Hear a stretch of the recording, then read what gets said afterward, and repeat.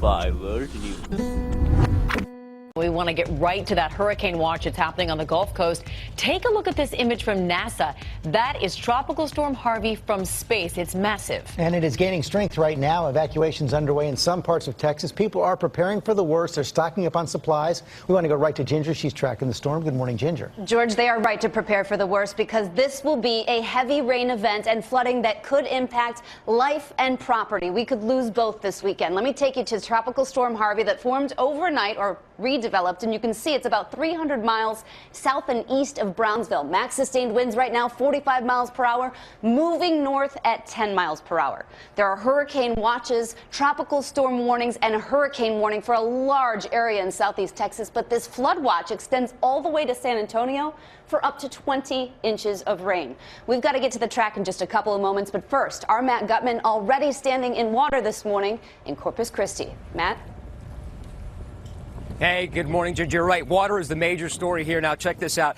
The water here off of Corpus Christi is like a bathtub, 87 degrees, which is great if you want to go swimming. Very bad for a storm. It's basically turbocharging Harvey. And all morning long, our phones have been buzzing with hurricane warnings. Texas is very much on its toes this morning.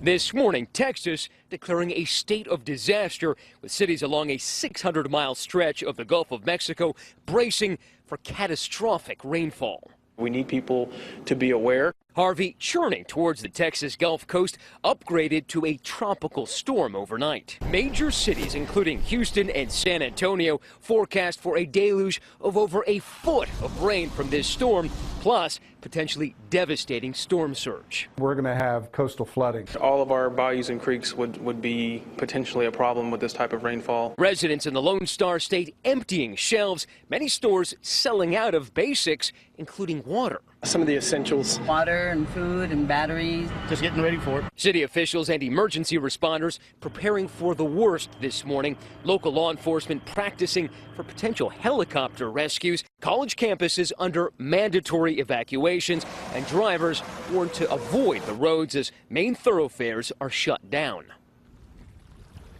Now, 12,000 students could potentially be locked out of the local university here. There's sandbagging operations all over this town, and there's concern as far away as New Orleans, 550 miles away, that the pumps there won't be able to handle that massive deluge. Ginger. Matt, thank you. So much to talk about here, but we have to go to the track and the timing. I know that's important to everyone. So as it gets going the next 24 hours, we should see this become a hurricane, a Category 1. It makes landfall sometime early Saturday morning just south of Corpus Christi in this latest track. Then it sits around, and that's going to be the problem. It does not move much, and that's where you're going to end up getting significant rainfall. Some of the warnings have up to 25 inches locally, a wide swath of 8 to 15 inches. And you can see it goes all the way, as Matt was saying, up through Louisiana. Storm surge 2 to 7 feet, huge waves that we will talk about in just a bit. And guys, this is going to be a big storm, not just because of the storm surge, but because of that rain, much like Tropical Storm Allison. Look at these images from 2001. This was only, in quotes, a tropical storm. But if we remember, there were $5 billion in damage, more than 20 people dead, 30,000 homes in Houston lost because of the rain.